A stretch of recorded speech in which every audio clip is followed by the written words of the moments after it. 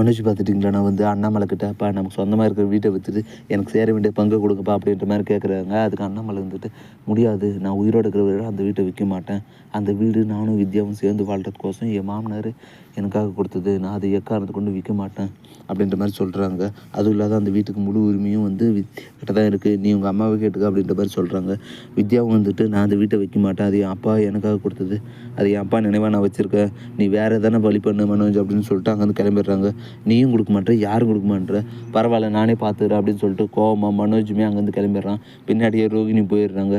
சரி அவன் போனால் போயின்னு போகிறான்னு சொல்லிட்டு முத்து பார்த்திங்கன்னா அவர் வேலையை செய்யறதுக்கு போயிடுறாங்க. மறுநாள் காலையில் பார்த்தீங்கன்னா ஜீவா வந்துட்டு முத்து கால் பண்ணி, முத்து நம்ம வெளியே போகணும், கொஞ்சம் அர்ஜென்ட் ஒர்க்கு வாங்க அப்படின்ற மாதிரி சொல்கிறாங்க. சரி மேடம் வரேன்னு சொல்லிட்டு முத்துவுமே கார் எடுத்து போகிறாரு. கார் எடுத்து போயிட்டு ஜீவாவை பிக்கப் பண்ணிட்டு போயிட்டுருக்காங்க. போயிட்டு வரல பார்த்தீங்களாண்ணா எவ்வளோ நாள் இருப்பீங்க மேடம், என்ன விஷயமா வந்திருக்கீங்க அப்படின்ற மாதிரி கேட்குறாங்க. அதுக்கு ஜீவா இருந்துக்கிட்டு இல்லை சும்மா தான் வெக்கேஷன் கோசம் வந்தேன் அப்படின்ற மாதிரி சொல்கிறாங்க. அதுவும் இல்லாத ஒரு ஃப்ராட் வந்து என்னை ஏமாற்றி என்கிட்ட இருக்கிற நிலத்தை பிடுங்கிட்டாங்க அப்படின்ற மாதிரி சொல்கிறாங்க. யாருன்னா மேடம் சொல்கிறீங்க, யாருன்னு சொல்லுங்கள் மேடம், யாராக இருந்தாலும் பிடிச்சிடலாம், நமக்கு சென்னையில் நிறைய பேர் இருக்காங்க. அதுவும் இல்லாத நீங்கள் எப்படி மேடம் ஏமாந்தீங்க, எவ்வளோ அமௌண்ட் ஏமாந்தீங்க அப்படின்ற மாதிரி கேட்குறாங்க. அதுக்கு ஜீவா வந்துட்டு 30 லட்சம் ஏமாந்துட்டேன் முத்து, அதுவும் இல்லாத என்னை ஃப்ராட் பண்ணி எங்கிட்டேருந்து வழக்கட்டாயமாக வாங்கிட்டாங்க அப்படின்ற மாதிரி சொல்கிறாங்க. யாருன்னு சொல்லுங்கள் மேடம், நான் பார்த்து பிடிச்சிட்றேன் அப்படின்ற மாதிரி சொல்கிறாங்க. அவன் பேர் வந்துட்டு மனோஜ் அப்படின்ற மாதிரி சொல்கிறாங்க. இதை கேட்ட முத்துக்கு பார்த்திங்க ரொம்ப ஷாக்கிங்காக இருக்குது. ஒரு வேளை நம்ம அண்ணனாக தான் சொல்கிறாங்க அப்படின்னு நினச்சி, மேடம் அவங்க ஒய்ஃப் பேர் ரோகிணியா அப்படின்ற மாதிரி. ஆமாம் முத்து, எப்படி கரெக்டாக சொல்கிறீங்க அப்படின்ற மாதிரி சொல்கிறீங்க. மேடம் அவன் எங்கள் அண்ணன் மேடம். என்ன முத்து இப்படி சொல்கிற, அவன் உண்மையிலே உங்கள் அண்ணனா அப்படின்ற மாதிரி கேட்குறாங்க. அதுக்கு முத்து இருந்துட்டு பாருங்க மேடம் ஃபோட்டோ, இவனான்னு கரெக்டாக சொல்லுங்கள் அப்படின்ற மாதிரி ஃபோட்டோவை காட்டுறாங்க.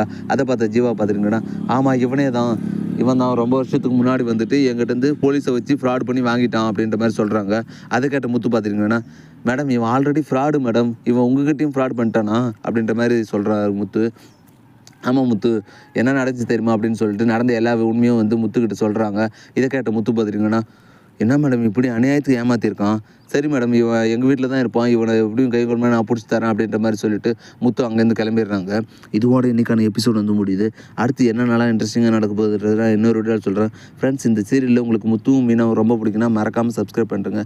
பார்க்கலாம் உங்களுக்கு எத்தனை பேருக்கு முத்து மீனாவும் ரொம்ப பிடிக்குதுன்னு சொல்லிட்டு. தேங்க்யூ.